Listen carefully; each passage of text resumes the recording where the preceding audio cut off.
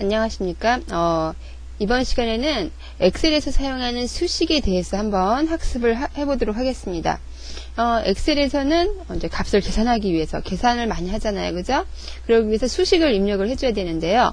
이 수식을 입력하는 방법 또는 이제 뭐 수정, 또 수식을 사용하는 방법 뭐 이런 것들을 알아보겠습니다.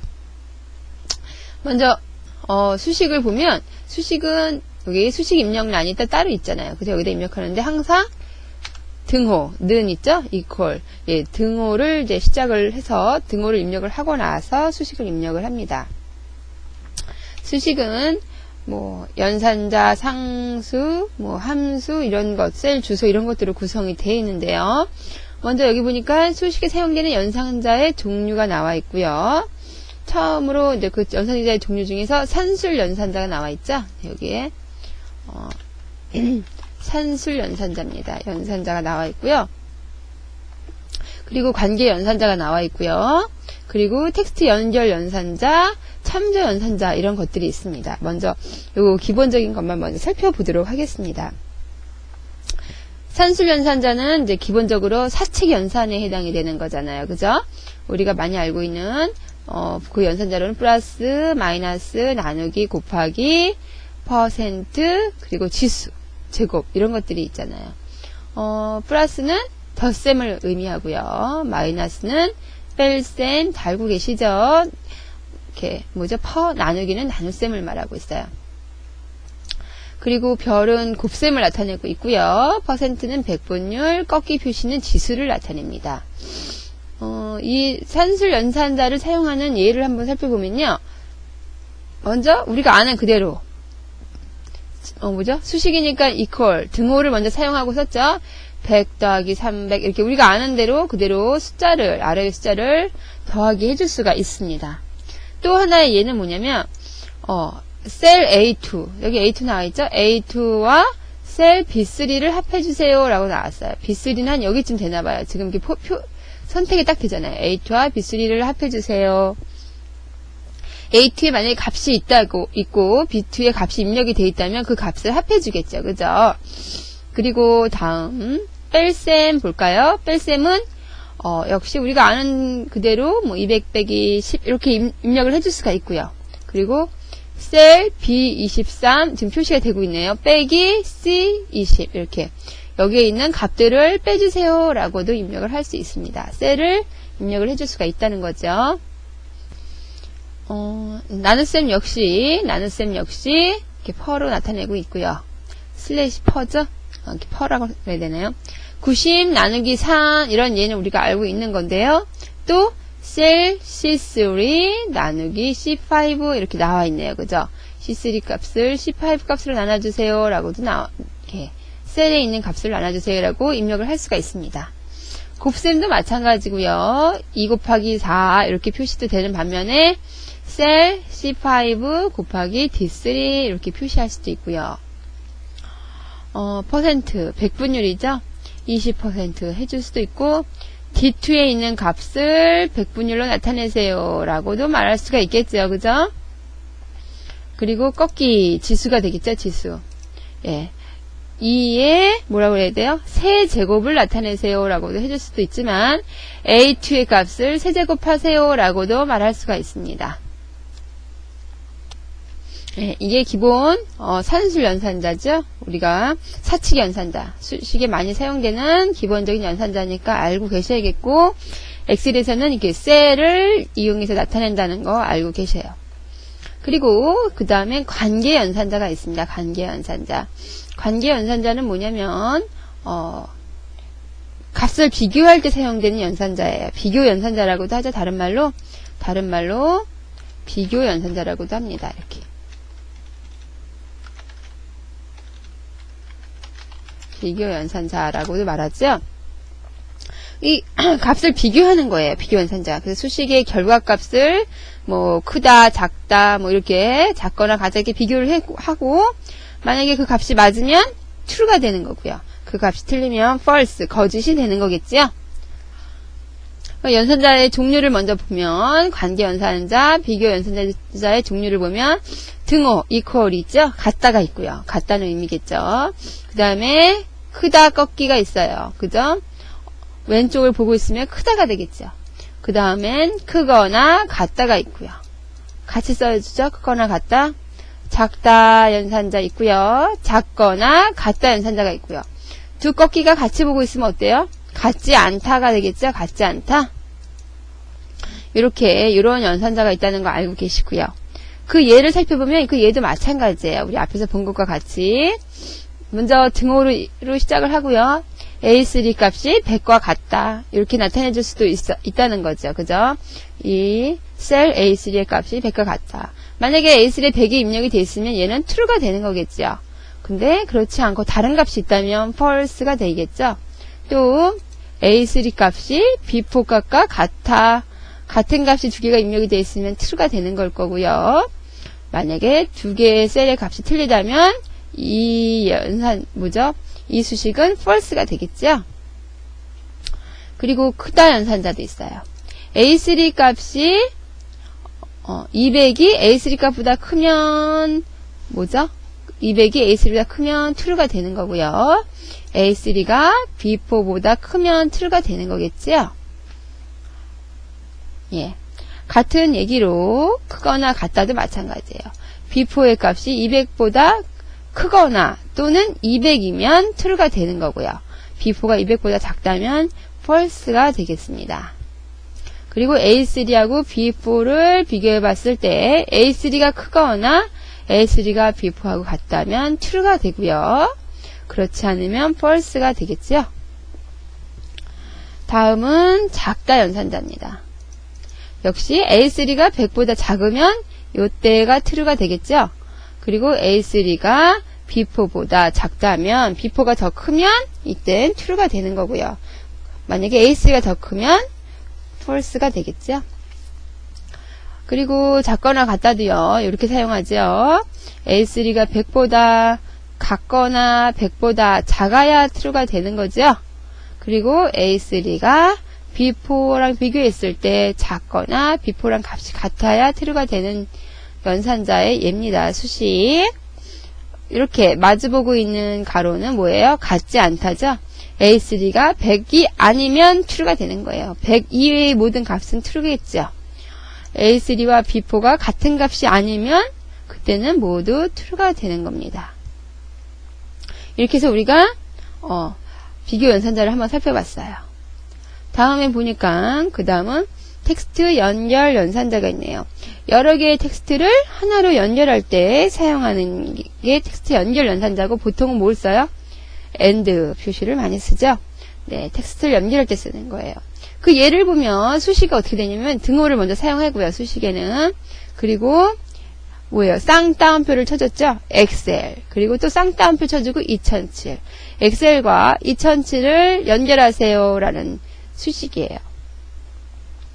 여기서 연결할 문자는 모두 쌍따옴표를 쳐준다는 거 알고 있어야겠죠? 텍스트에 꼭 쌍따옴표가 있어야 그 문자는 그까지 연결되는 겁니다. 요 결과값을 볼까요? 이렇게 결과값을 보면 이렇게 엑셀 2007 이렇게 나타나고 있죠? 네, 결과값이에요. 이렇게 지금 여기는 수식을 보는 화면입니다. 그리고 참조 연산자가 있죠. 참조 연산자. 참조 연산자는 뭐냐면 셀에 블록을 정해주고 그 범위 그 블록을 말해주는 그 연산자로 그 셀의 블록을 참조해주는 거예요. 정의해주는 거죠. 거기에 있는 블록을 참조해서 알아보는 거예요.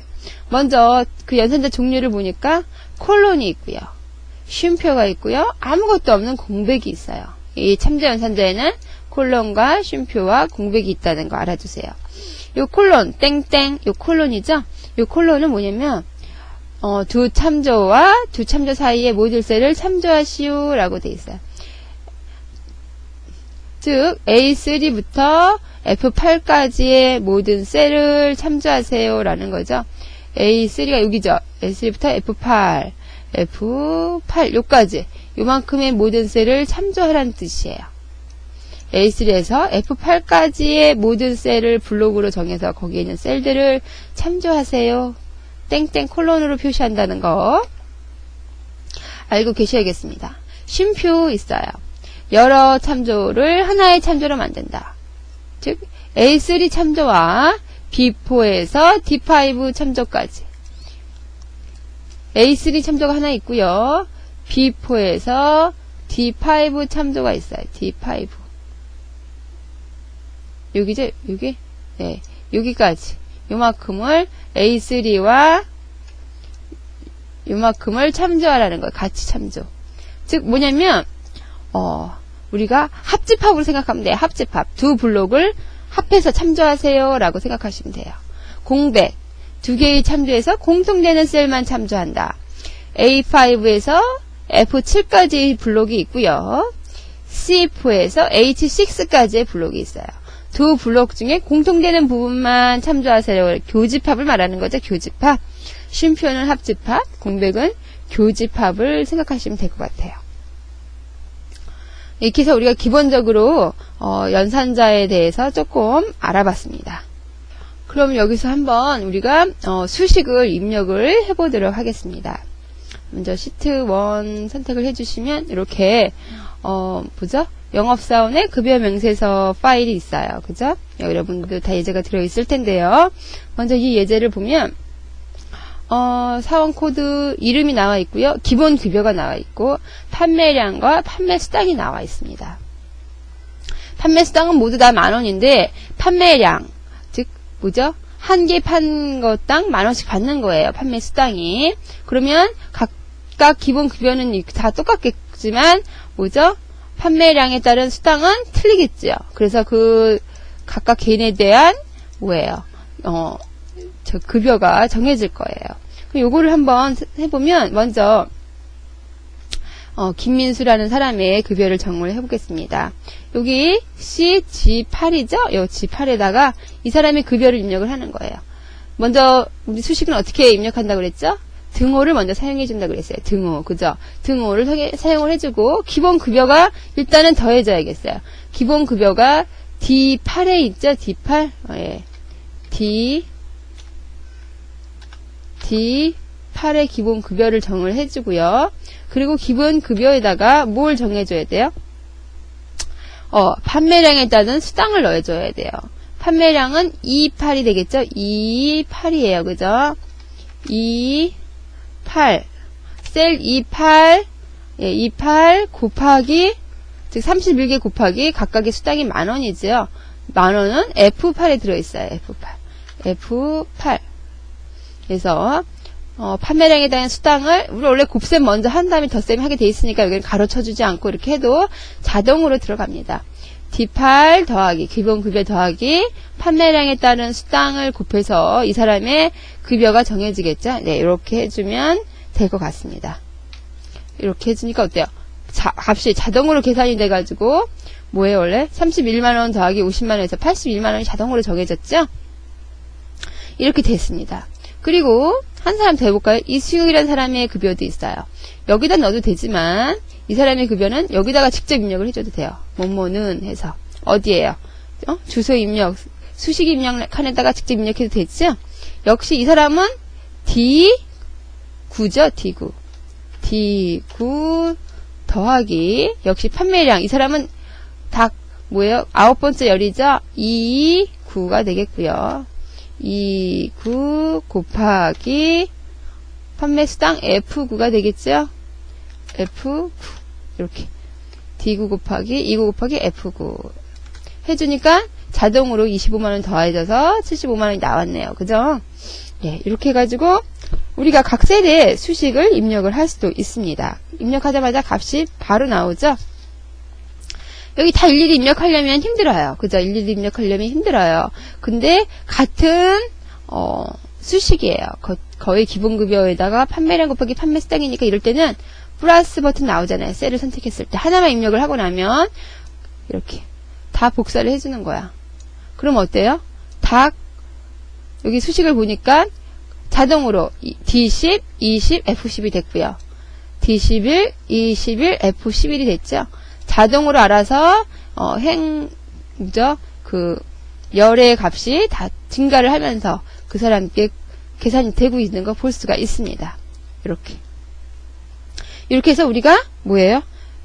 그냥 채우기 버튼으로 간단하게 서식을 갖다 놓을 수가 있어요.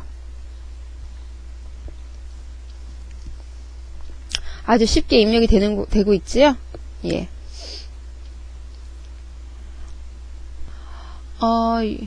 이렇게 우리가 입력을 해줘도 되고, 요 나머지 서식들은 딜리트 키로 지워볼까요? 지운 다음에, 그냥, 우리가 하나만 입력을 했단 말이야. 예를 들어서, 그죠? G8 하나만 입력을 했으면, 나머지는 블록으로 이렇게 딱 정해주세요. 블록으로 정해준 다음에, 이 리본 메뉴에 보면은, 채우기가 있습니다. 여기, 홈에 가볼까요? 여기 보니까, 여기, 편집에 가니까 채우기가 버튼이 있죠? 예, 채우기 버튼이 있어요.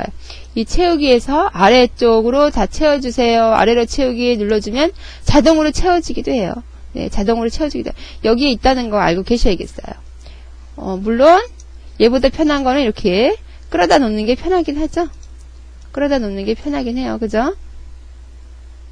네, 이렇게 해가지고 우리가 수식을 입력을 할 수가 있다는 거 알아두세요.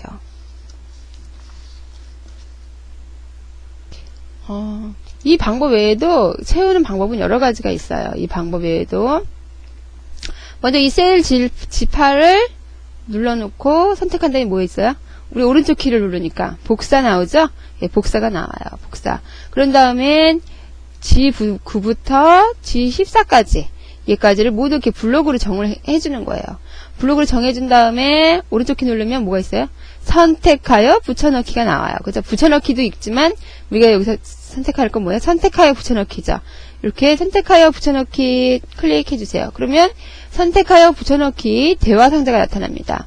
여기서 뭘 넣냐면 그냥 무조건 똑같이 선택을 하면 그 값이 그대로 들어가는데 수식을 선택을 해주는 거야. 예, 수식을 선택해서 붙여넣기 해주세요. 그러면 어떻게 될까요? 자동으로 알아서 들어가겠죠, 그죠? 예. 그리고선 확인 단추. 수식 선택해준다는 거 잊으면 안 돼요. 확인 눌러주면 알아서 값이 들어가죠? 우리가 컨트롤 이퀄 눌러주면 이렇게 수식을 볼 수 있는 란이 있어요. 알아서 그 값들이 자동으로 커진 걸 볼 수가 있습니다. 일자 버튼, 일자 우리 자판에서 1, 2, 3, 4 앞에 보면 뭐뭐에서 버튼이 나와요. 일자 앞에, 그죠? 예, 컨트롤 뭐뭐에서 버튼 눌러주면 돼요. 키보드. 그래서 다시 한번 눌러주면 원래대로 가고요. 이렇게 해서 수식이 자동으로 입력되는 거. 수식 입력하는 방법에는 뭐 끌어당기는 것도 있고요. 채우기 버튼도 있고요. 복사 버튼도 있다는 거 알고 계셔야겠습니다. 예, 이렇게 해가지고 이번 시간에는 간단하게 우리가 수식을 이용을 해서 지급급여액을 계산하는 방법에 대해서 한번 학습을 해봤습니다. 다음 시간에도 계속해서 수식을 학습을 해보도록 하겠습니다.